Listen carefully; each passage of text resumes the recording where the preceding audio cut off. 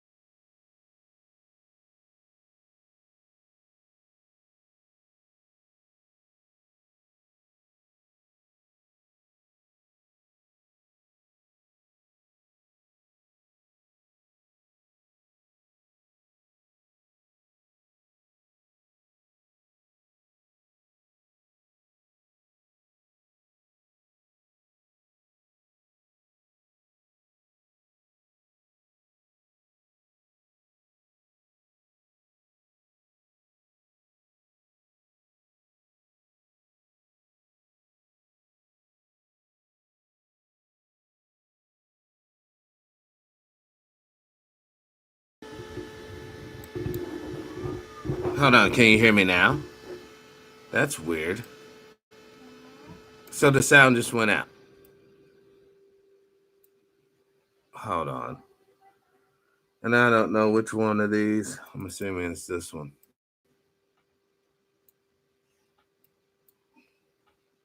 Okay, well, now you can hear me. Huh, this is weird. There's always something, yeah. Hold on. I don't know if this is the correct file or not. Is this going to be a hit or miss for a second?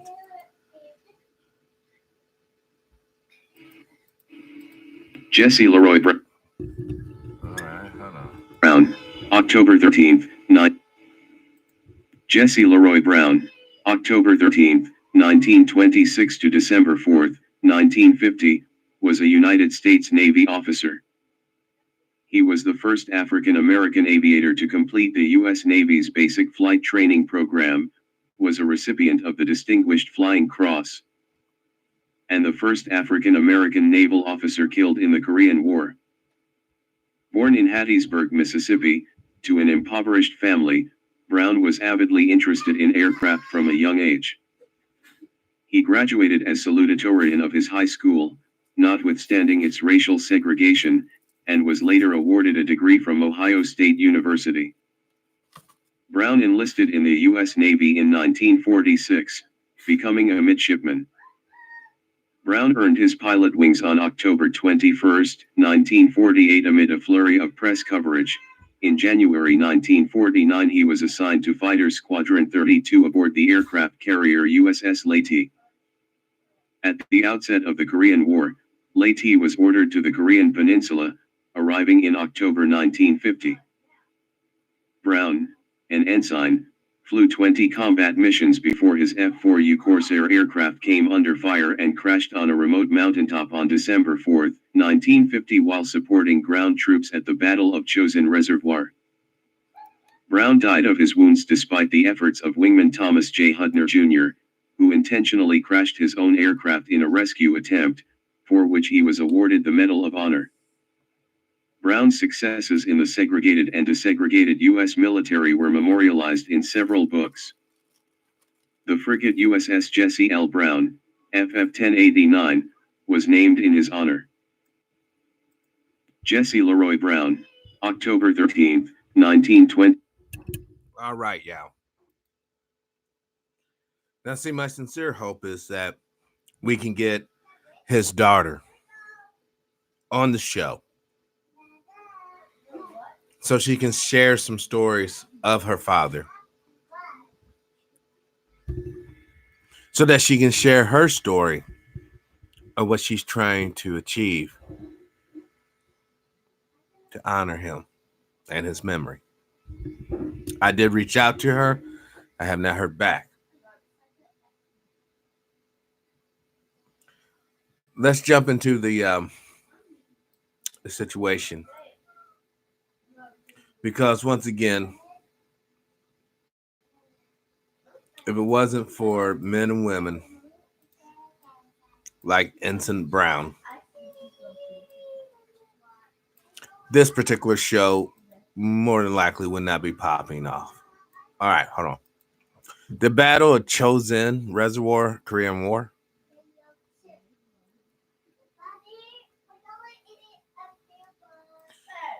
I just want to get a little background. I want to just get a little background. Hopefully they can provide us with a video. Okay, here we go.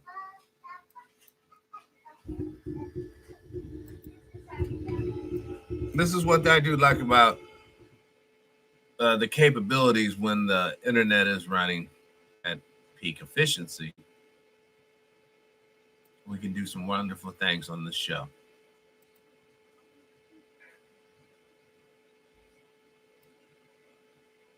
Nice.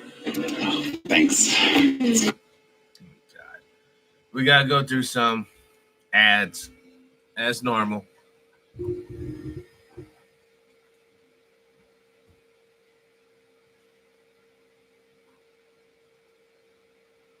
The imagery is striking.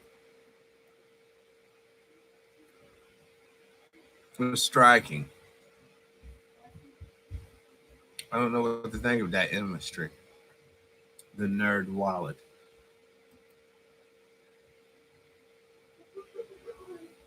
With so much current tension, you may not recall that North Korea and the United States never formally concluded the Korean War of the 1950s with a peace treaty.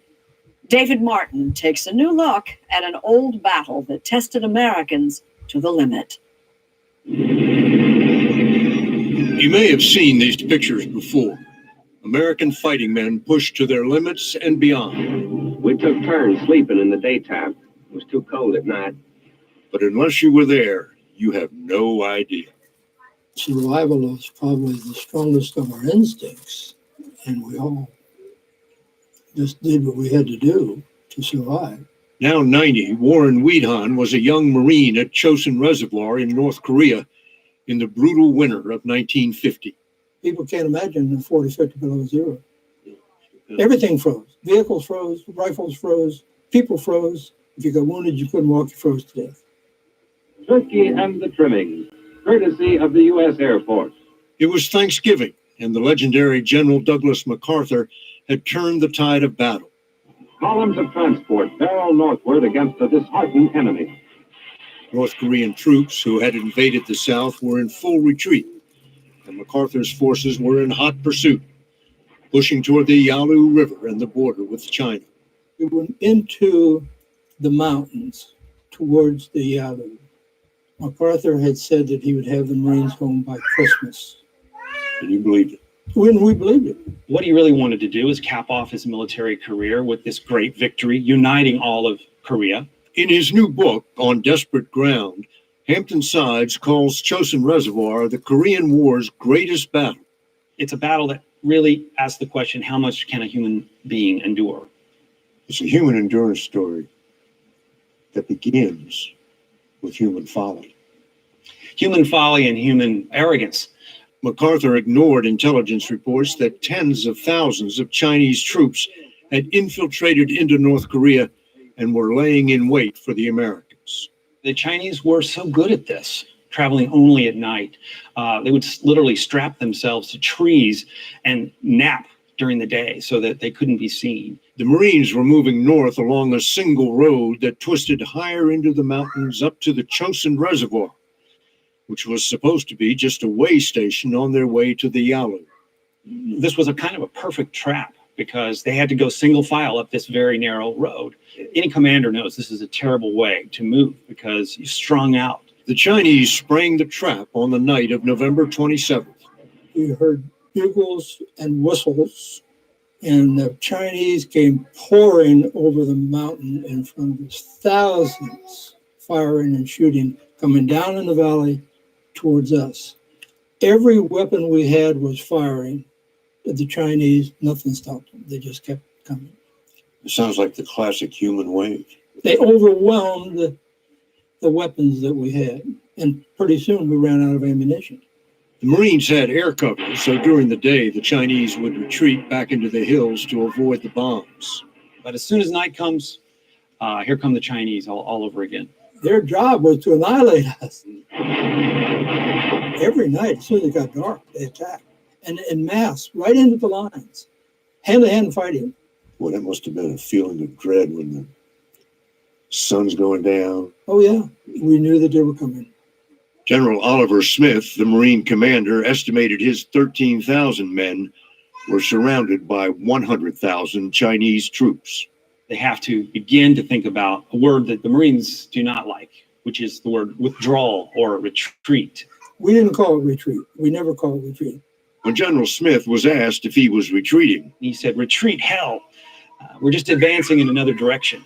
or whatever you call it, they were yielding the field to the enemy. But the point was to quit the field with honor. I think that's why the Marines to this day view the Chosin Reservoir as one of the great battles in their history, because they had been put into an impossible position and they had to extricate themselves from this trap. The Marines retraced their route to the sea along that single winding road, with Chinese shooting down on them.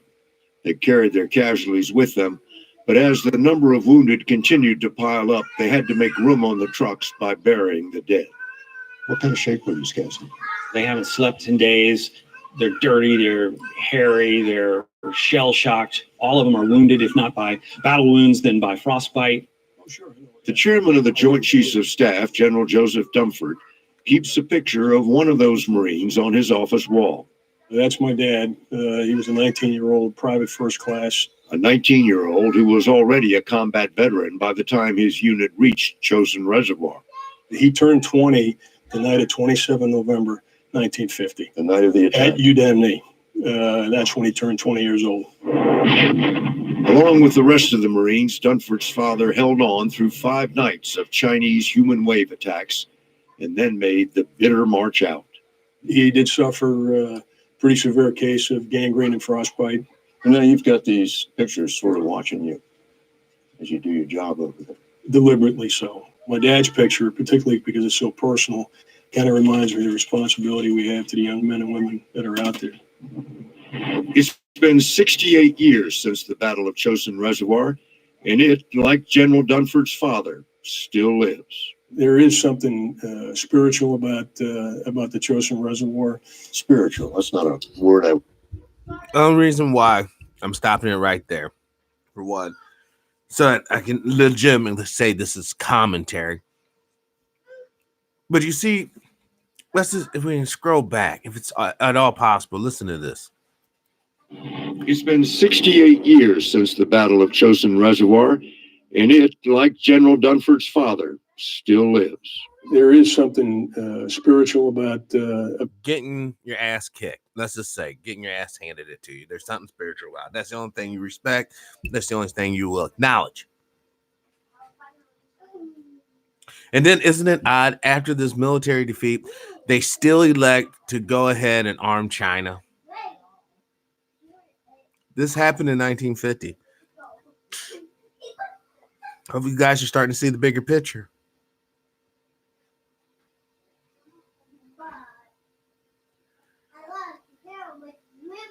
The paradigm has shifted. For whatever reason. You look in this man's eyes and you see something. It's an acknowledgement. Now, this isn't just some Johnny Lunchbox feller. This here's a 4-star general.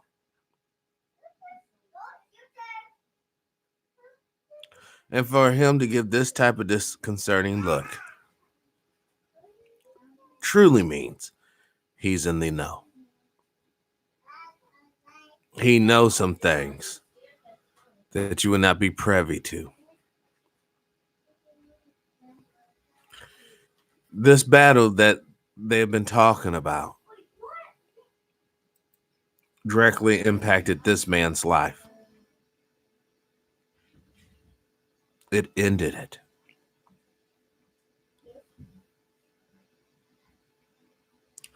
You see, brothers and sisters, when it comes right down to it, at the end of every war, there are going to be strong alpha people whose faces are going to look like this.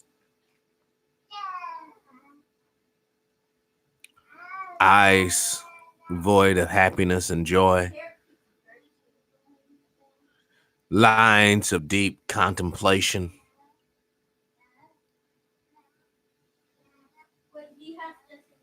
And the sagginess of time. The badge of longevity.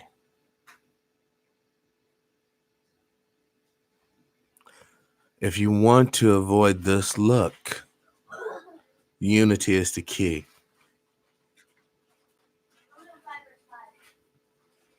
For humanity. But I know it's just a pipe dream, and a lot of you go, oh, come on, true. But if I don't project this out into the universe, then who will?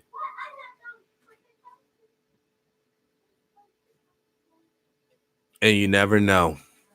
People may just wake up and realize, hell, I don't really have nothing else to lose. Let's unify and try to make a better world. What the fuck?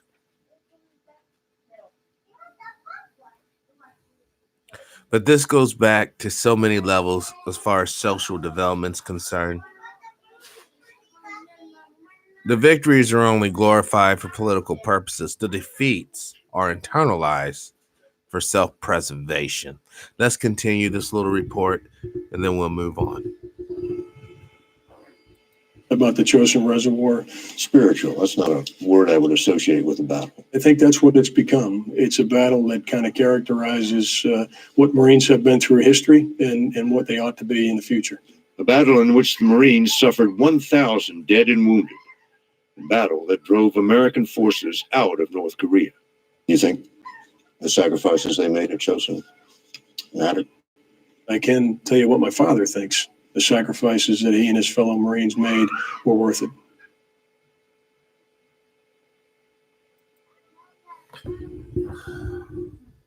How many must die? Was it really worth it? Was it really worth it? Now, this is the cost of freedom. This is the cost that people expect you to pay out when they play the national anthem. But then when we look at the thing like that, don't we lose the whole purpose of freedom? Don't we start to morph into a quasi-nationalistic police state that you're free as long as you obey all the rules?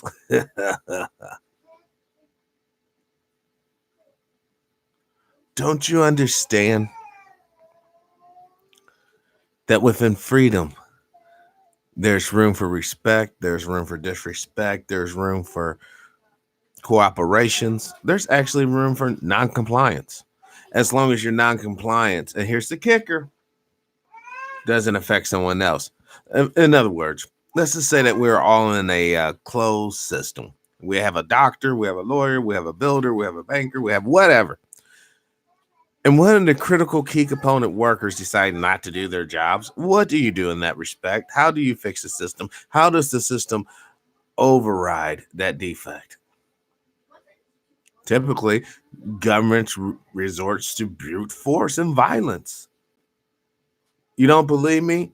Ask the brothers and sisters in Hong Kong.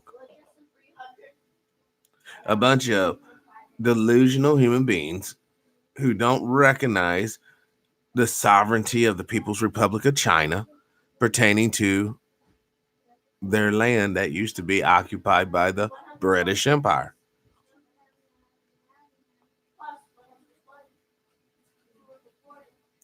Now that the Brits are gone, and they left your ass behind. I mean,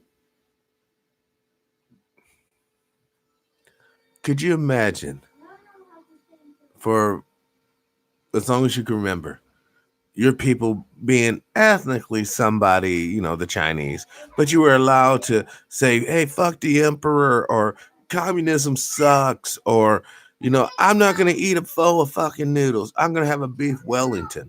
And you have that type of stank ass attitude. Fuck your tradition, buddy. I'm riding a Rolls Royce. But then one day, the people who made that little lifestyle or flossing possible for you just up and leave. And then you got to deal with the assholes you used to disrespect. You see, the only thing this world understands is power. The only thing that predicates power is the ability to kill. Either with impunity or with legality. You see, the state, by all rights, unless we're talking about war crimes, has never committed murder. Every execution was legal. It was okay to kill this individual. 12 people or a judge determined it to be so. This is the culture of death that I often talk about. A lot of people don't want to acknowledge it because of the fact that once you acknowledge, well, you kind of live in a culture of death, then it doesn't become a shock any longer that your fast food joints are killing you, that your grocery stores are killing you, that even when you try to go natural and think you're doing something good, but you're using the wrong type of fertilizer and or pesticides in your garden, it's killing you. When you run up into your home, whether it be a trailer, 2x4 frame, 2x6 frame, custom home, it doesn't matter. There's components that are going up in there that's toxic to life. We call it insulation. We call it drywall. And then don't forget the worst of them all. Quite literally, the mold among us. You see, just as freedom is a constant struggle, so too is life. That's why that old boy wrote a book to try to give the competitive and spiritual edge to those who would claim that there is no such thing as spiritual.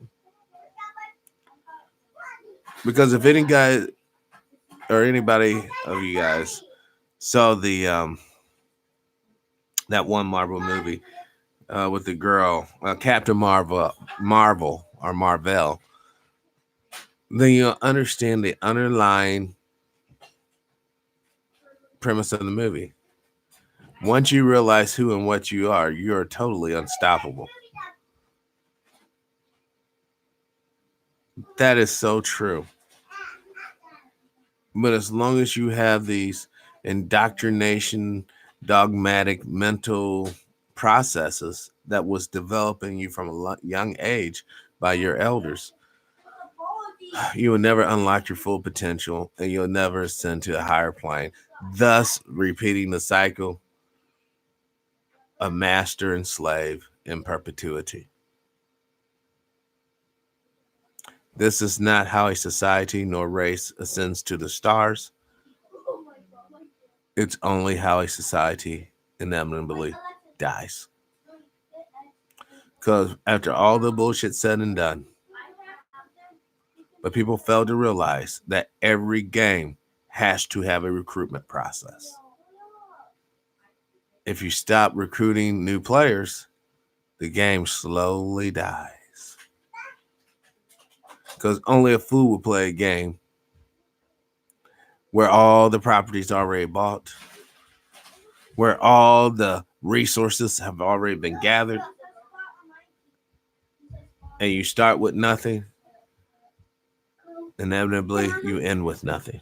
Water with stuff like that. Get the water from me. Go and get the water from her. I just did. Where's the water, baby? Bring it here. Bring me that water off that table. Like I said, the live studio audience in the mix. Really? You guys are going camping. Give it here. Go and give me the cap too. Bring me the cap as well.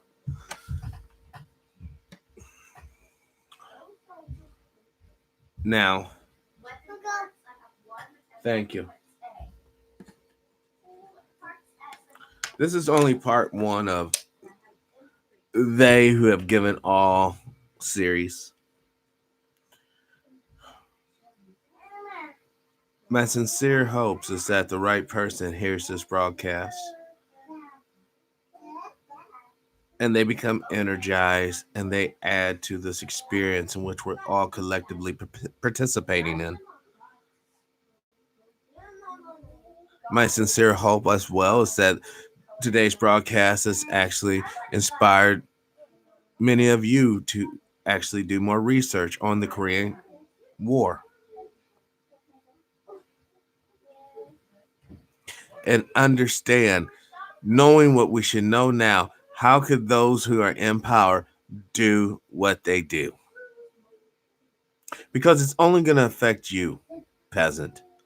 It's only going to affect you, wage slave. It's only going to affect you, conscript. And if you don't want to stand up and be a righteous citizen and vote the correct way and get these wicked, anti-human, death-loving, Satan-worshiping asswipes out of power, then the universe isn't going to come to your rescue. You've been warned. As always, live your life of integrity without hate, envy, or greed. Brothers and sisters, I sincerely ask you, please, let's try to be kinder to one another.